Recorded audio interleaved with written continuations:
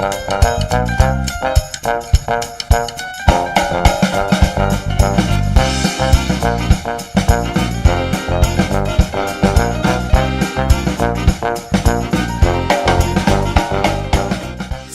we have a special treat for you, two special treats today. Not only are we going to do dessert, but we have a special guest in the house. Hello. Little Bree. Little Bree is from Jermaine Dupri's The Rap Game, which airs on Lifetime. How are you? Pretty good. This is my first time in the kitchen actually getting down with it, so I can't wait to see what I can do. All right. So what we're going to do today is we're going to make a really fast, simple dessert that you can eat over ice cream. You can put it on pound cake. Make it as sweet as you want. Do you like it sweet? Yes, I love it sweet. All right, well, let's get started. What we're going to start with is the strawberries. And if you would just cut those stems off. And we want to give those a slice and a half, pretty much any way you really want to cut them. And then put those in the bowl. And I'm going to start cutting up some bananas. And then we'll finish off with some blueberries, or blackberries, I'm sorry. But you can use blueberries, red berries, any berry you want, pretty much, right? Sugar to taste. If your fruit is really sweet, if it's in season, then you don't need as much sugar. But I think we need some sugar. So let's get started. Yep. So while we do this, Bree, tell me what's it like? Lifetime, Jermaine Dupri, The Rap Game. That's exciting. It's a lot. You know, I'm busy now. I'm more into my career. I don't have as much time to hang out with my friends, but I definitely like it because this is the career path I want to take and I want to do. So I'm excited to keep pushing. And, you know, just to get an opportunity to be on TV, not too many people my age get this opportunity at a young age. So for me to be able to just be on TV with legends, Jermaine Dupri, Da Brat, Bow Wow, just so many people that he's helped in their careers and helped me out. What's it like meeting those people? Are you starstruck ever, or? I'm going to be honest, the first week I was starstruck. I'm like, oh my God, this is Jermaine Dupri. And we had to rap in front of him. And I'm like, this man could change my life. So it was like, it really wasn't much time to be starstruck. But at the same time, I had to just, you know, push it and take it as far as I can. So in your experience, who have you met that you were just like for me, if I meet Beyonce, I don't care how big I am, I hope I lived through the experience. So have you met anyone that just like... Yeah, the biggest person I've met is Michelle Obama. And that changed my life forever. That's the first lady? The first lady. I was at an after school program, which I'm still in, called Workshop Houston. And I won the Arts and Humanities Award from Michelle Obama. And I was able to go to Washington, D.C., receive the award, tour the White House. So that had to be, you know, the biggest one for me. So you saw the president's office? And yeah, we've got to see the bedrooms where the kids sleep. Meet the Secret Service, see how they, you know, we had to go through a long security process, but I understand that. But other than that, that was a crazy experience. Wow. So let me ask you, Bree, and I'm pretty sure everybody out there is thinking the same thing. How does someone so young, because I'm sure you're still in school, right? Yes, I'm still in school. I'm 11th grader now. Okay. How do you manage going to school? That's already tough, right? That's tough right there. Yeah. To go to school and have this career that's taken off and working with famous people, like how do you manage that? It's so hard to manage to still be a kid and then try to balance being a kid, having fun, work, school. It is hard. So what I try to do is just cut my week in half. I focus on school because I need a backup plan. I don't want to drop out of school for music. Stay in school. And I don't want to drop out of school for music, and then I don't want to stop my music because of my age. So I try to just balance both and make sure I get both done. We're going to just add these berries in here. And you can add, taste them. Tell me if they're sweet. You like that? Berries. Put them try. We're going to add a lot of sugar. They're good. Very healthy for you. A lot of antioxidants in those. Really good for your skin. Well, you know, anything healthy is... Fruit is good for you. So don't mess it up by putting too much sugar. But too much sugar. Just put some more. And that's pretty much it. You sit this in the refrigerator. And what's going to happen is once these juices start breaking down some, it'll make like a syrup. Almost from those strawberries and the berries. And then that's when you just eat it. It's great cold. So we'll give that a try. So we're gonna just finish this up, give this a quick stir, and we're gonna pop this in the fridge. Doesn't that look good? Real good. Yes, it's gonna be good. Well, Bree, I just want to thank you for stopping by. I know she has to go. She's a busy lady, right? No, thank you so much for me to have the opportunity to be on the cooking show, and I'm rapping totally different ballparks. All right. I wish next time, you know what, you have to give us a little bit, Definitely. the taste of your skills there. Well, thank you so much, Thank love. you. I appreciate you coming. Thank you so much. All right. So now that we have our fruit salad chilling in the refrigerator and it's marinating, getting nice and juicy, we're going to go ahead and get started on Bayou's potato salad. For Bayou's potato salad, we have 3 pounds of red potatoes cubed, 1 small onion chopped, 4 eggs, 1 teaspoon each of onion powder and garlic powder, 1/2 teaspoon of black pepper and salt, 1 cup of mayonnaise, 1/4 cup of yellow mustard, 1/4 cup of sweet relish. So what you want to do to start is boil some water, and this is about 2 quarts of water. What you're looking for is enough water that will cover your potatoes and your eggs.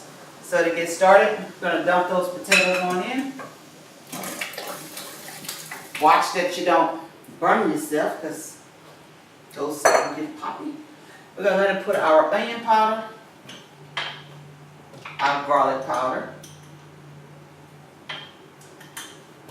our 1/2 teaspoon of black pepper, and then salt. And what I'm doing, a lot of people will boil their potatoes and then season their potato salad afterwards. But as your potato cook, you're actually putting that seasoning into the potatoes, which is why I cook my onions in the potatoes. And plus, you don't have to worry about, you don't have to worry about them being hard. You know, some people don't like hard onions in their potato salad, but you still get the nice onion taste. 4 eggs, and this is for preference. You really can go do 3 eggs, it's up to you. So that's it. We're going to go ahead and get started on our fried chicken as this cooking. I'll put the top there. That should cook for about 20-25 minutes, depending on the size that you cut those potatoes up. But the way that you'll know that they're done is you can stick a fork in them. You don't want them to fall apart because you're not making mashed potatoes, you're making potato salad. All right, so for Bayou's fried chicken, this is the most simple fried chicken recipe that you will ever have. I can promise you, you will never fry anything any other way. So what I've done is cut up a whole chicken, and you can see the chicken comes with the heart, the gizzards, and the neck.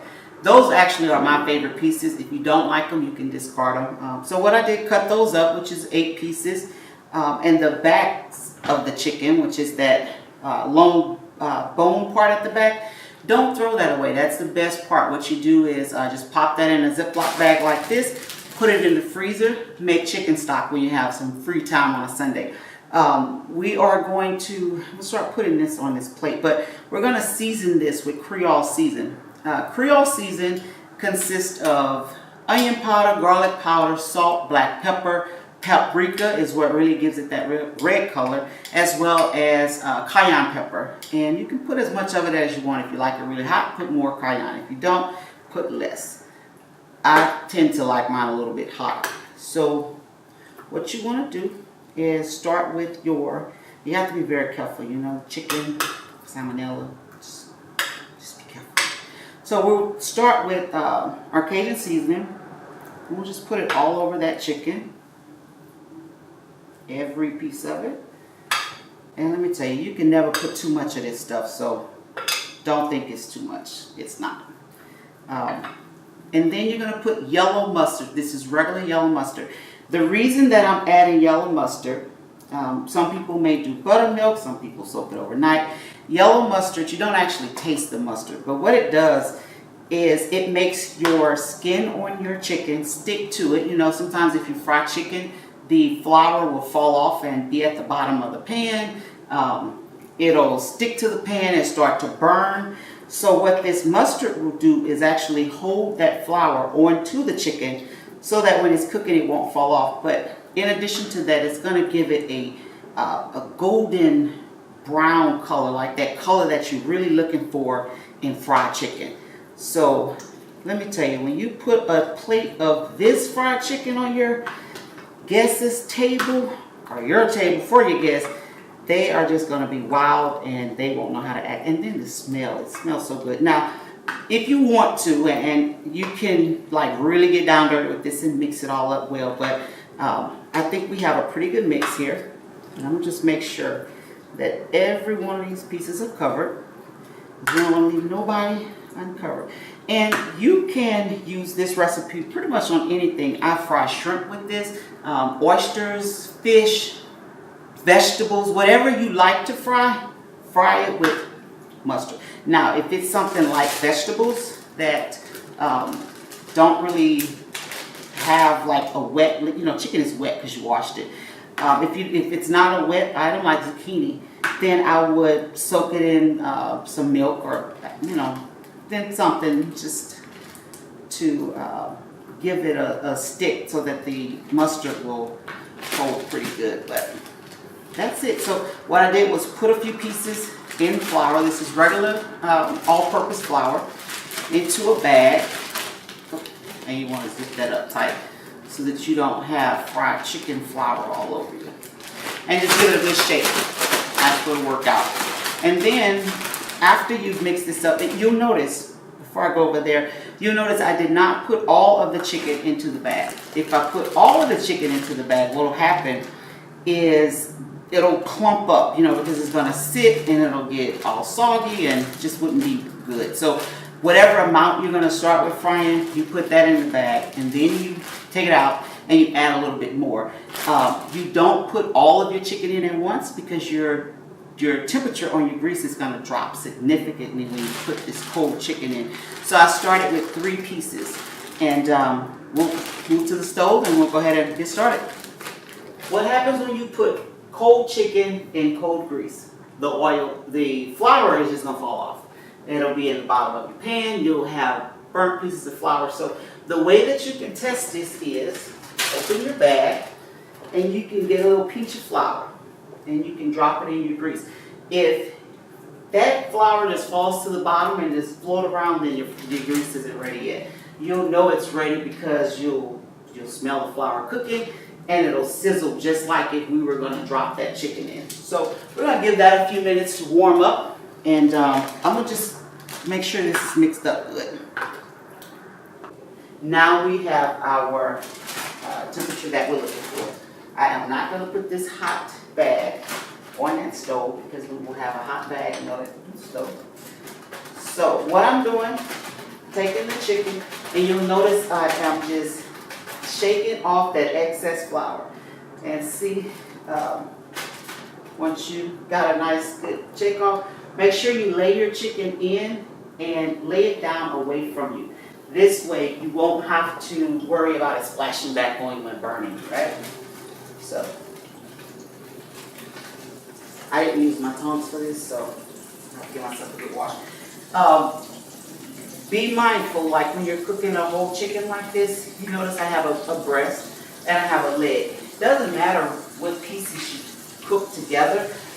What does matter is you knowing how long each one should cook. So for a leg, and this is a pretty small leg, I would say about 8 minutes. For that breast, I didn't cut that breast in half. I left that breast whole. That one may be about 10 minutes. But I'll show you what to look for so that you'll know that it's done. And let's just put one more in there. Depending on what your favorite piece of chicken is, like I just happen to like cutting up a whole chicken because I get that back that I can use for the chicken stock. And then my family and friends, you know, they all eat different types. So that way I have white meat and I have dark meat. But if you only like wings or if you only like legs or even thighs, I would suggest just frying those. Be careful not to waste too much grease. So what I'm going to do is sneak in some of those gizzards and hearts so that I can have a little snack while we continue cooking. Another tip with fried chicken, you know, you go and you buy like the frozen breast so that you can put on salads and all of this stuff. Buy you a chicken, fry those chicken breasts on a Sunday, And guess what? Now you have chicken breast that you can use for your salads for lunch throughout the week. You know, snack, whatever you like to do with it. I myself like cold chicken. I'm not going to try and add another piece because if I add another piece, what will happen is this grease will start bubbling over. And we don't want that because we don't want the fire department to have to come out. So be very careful when you're frying chicken that you don't overfill your pan. You do want to make sure that you have enough oil in there just to cover that chicken. This way it'll cook evenly around and it'll just taste good. These potatoes are looking really good. I'm going to go over and give myself a quick wash up. Alright, so our chicken is frying along nicely. What I'm going to do is check on those potatoes. Remember, the time of the potatoes cooking depends on how big you cut those up or not. So I'm just going to pull one up here and I'm just going to pinch it. And you notice that it kind of broke apart. It didn't mash completely, but it broke apart. That tells me that those potatoes are done. So what I'm going to do is move this pot over to a strainer and I'll strain this liquid away and then we'll finish it up and mix those ingredients together. So what we'll do is let me take the eggs out. Those are really hot. So I'm going to put those in some water. I have some really tough hands. If you don't, this stuff is really hot. It smells good. Man, I'm getting hungry. But just use a spoon or something to take those eggs out. No big deal. So with these potatoes, I'm not going to mash them up, but I'm just going to give them just a quick break up with chop because you don't really want like a whole potato piece by itself. But again, you're not looking for mashed potatoes. So while these are cooling just a bit, I am going to crack these eggs open.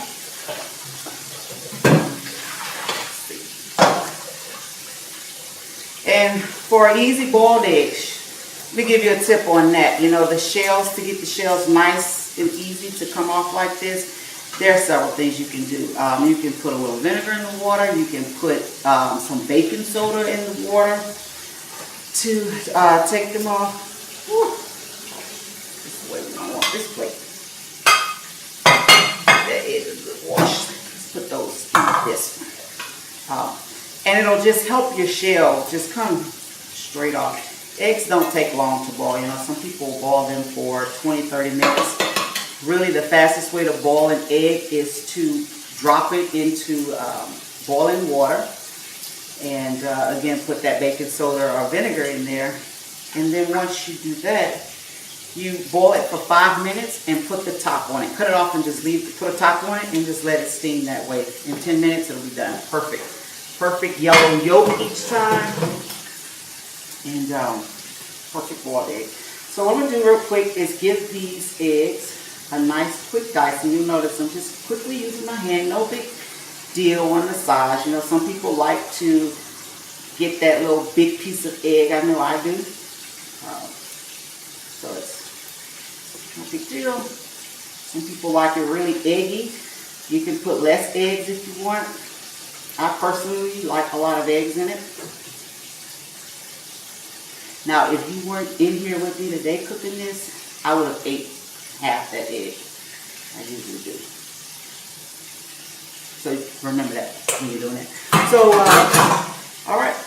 This is what we have so far. Remember that 4th cup of yellow mustard. We're going to add in our cup of mayonnaise. And our sweet relish. Put things a little far for myself. And that's it. You give this a nice mix. And notice I am scooping it off the bowl because you don't want to just smash this up. I'm going around the bowl and I'm just folding it nice and gently. This way it's getting a really good mix. But those potatoes aren't really breaking up a whole lot. And there we go. So we're going to let this cool room temperature. You have an option to put this in the refrigerator and cool down, but obviously you would not want to put this directly into the refrigerator while it's still this hot, or it could spoil. So you want to just let it get to room temperature. You can serve it room temperature, or at that point you can pop it in the refrigerator and serve it cold. It's great either way. All right, guys, so let's check this chicken again. That nice, beautiful golden brown color that we have, that we wanted. This is done. This is how you know it's done. It's crispy. It's been the 12 minutes or 10 to 12 minutes. And I'm just going to take that out. I have a pan here lined with paper towels so that you drain all of that excess grease. You don't want to serve too much grease. So those little gizzards, the heart, the neck, you take those pieces out. And then we have our breast. And at this point, you will continue the cycle. You flour some more chicken, drop it in, and just keep going. So we're going to go ahead and plate this up. We have our chicken, that wonderful potato salad, and then our fresh berries. So let me grab a plate here. I call this Bayou's Lazy Saturday Indoor Picnic. Because it's picnic food, you can take this to the park with you. So I'm going to grab a leg for myself, because again, I like that dark meat. Let me move this out of the way so you can see this really good. Put that there like that. That potato salad, doesn't matter the temperature. I know it's warm. It's still good, delicious. It smells so good. I bet you that the people behind those cameras are sure they are starving. We'll put that there, and then we will finish off with our fruit. Have a spoon for that.